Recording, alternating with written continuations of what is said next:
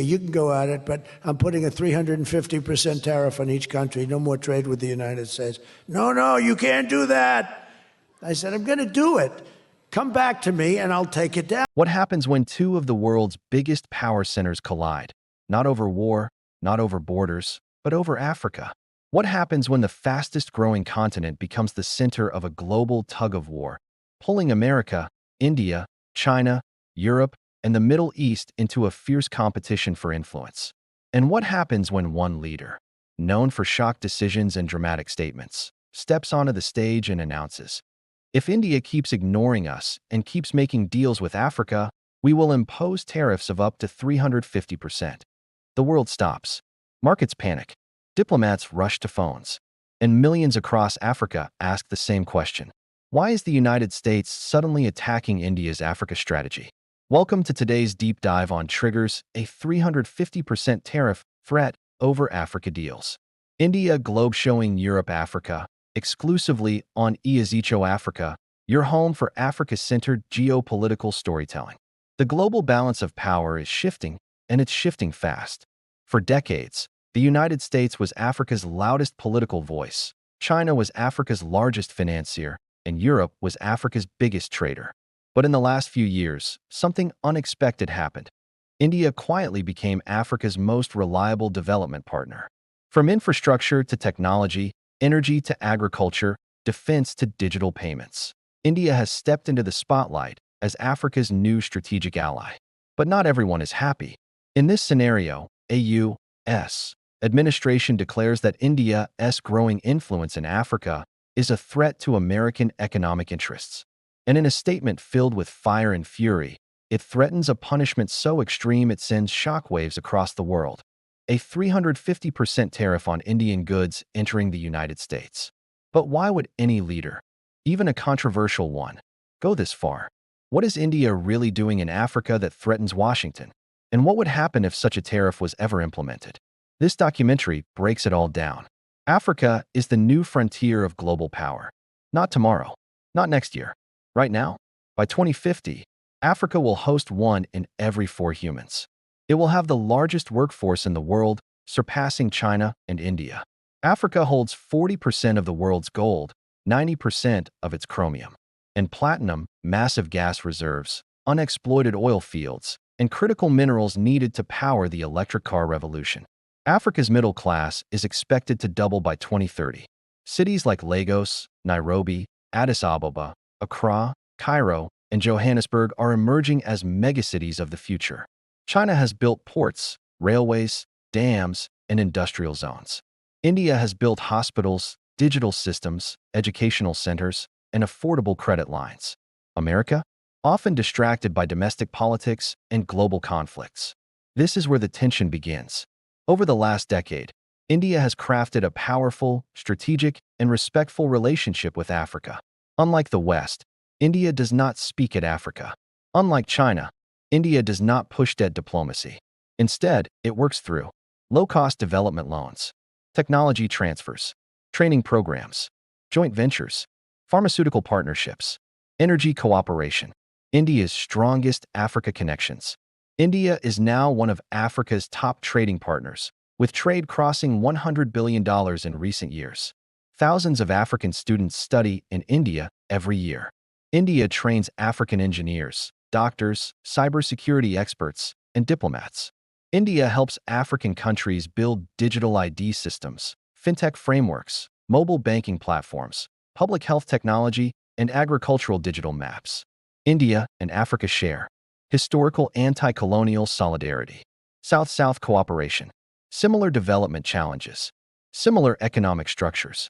This closeness, Africa rising plus India rising, is a powerful combination. And it is exactly what U.S. policymakers fear in this scenario.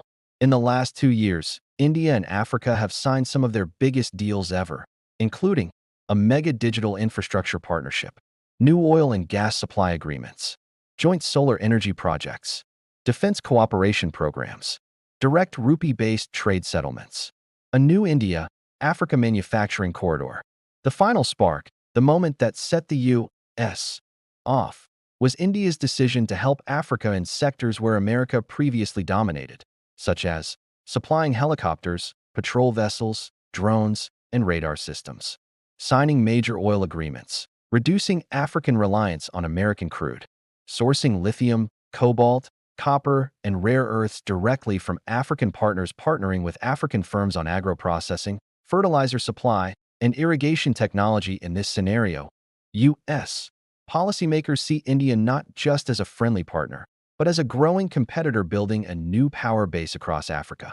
Imagine a statement being issued announcing, if India continues making these Africa deals, we're going to impose tariffs, big tariffs, up to 350%, maybe more. India has taken advantage of us for too long. Cameras flash. Social media erupts. Markets react instantly. But the real question is such a tariff even possible? The answer, it would be disastrous for both countries. Impact of a 350% tariff. For India, hit on textiles, pharmaceuticals, auto components, IT hardware, machinery. Exports worth billions affected. Companies depending on U.S. markets face unprecedented challenges. For the U.S., reliance on Indian affordable medicines, IT services, clothing, aluminum products, and precision tools prices for American consumers would rise. Hospitals and tech companies would be disrupted. Manufacturing supply chains would suffer. For Africa, disruption of India-Africa supply chains. Increased reliance on China. Weakened global cooperation. Delays in development projects. Africa becomes the indirect victim of a great power rivalry. It's not just about trade. It's not just about economics. It's about influence. For decades, Africa was often considered America's backyard in diplomacy. Today, China dominates infrastructure. India dominates low-cost development. Russia dominates security partnerships. The Gulf dominates investment. America is slipping. India did what America did not. Consistent engagement. Respectful diplomacy. Cultural ties. Affordable solutions. India provides cheaper medicine, cheaper technology, relatable governance models. India's independent approach challenges U.S. leadership. India does not automatically join sanctions, partners with multiple countries strategically, and maintains autonomy. In Washington, this independence is seen as a problem. India would not accept such a tariff quietly. Likely responses could include counter tariffs on American goods, shifting trade to Africa, Europe, and Asia, strengthening BRICS currency settlements, accelerating rupee-based trade, expanding Africa partnerships. Instead of weakening India-Africa relations, pressure could strengthen them, because nothing brings nations closer than a common struggle. Africa today is not the Africa of the 1960s. It is strategic, ambitious, and globally connected. African leaders see the tension and say, we choose partnership, not pressure. Africa will continue working with India for tech and medicine, China for infrastructure, America for security, Europe for investment, the Gulf for finance. Africa is building a multipolar future, not a dependent one. This is why India's presence in Africa is growing rapidly. Indian diaspora influence, long historical ties, similar democratic systems, mutual economic needs. If such a tariff were imposed, the global effects would be huge. Indian stock markets would dip. U.S. medical and tech stocks would panic. Global trade could destabilize. India would deepen ties with Russia, Brazil, South Africa, and China. Every major power would rush to secure deals. A tariff war would hurt trust, diplomacy, and cooperation. Africa is rising. Africa is important. Africa is the future. Global powers are reacting, not because Africa is weak, but because Africa is becoming strong. India sees Africa as a partner. America sees Africa as a competitor's prize. China sees Africa as a long-term strategic bet. Russia sees Africa as a geopolitical ally.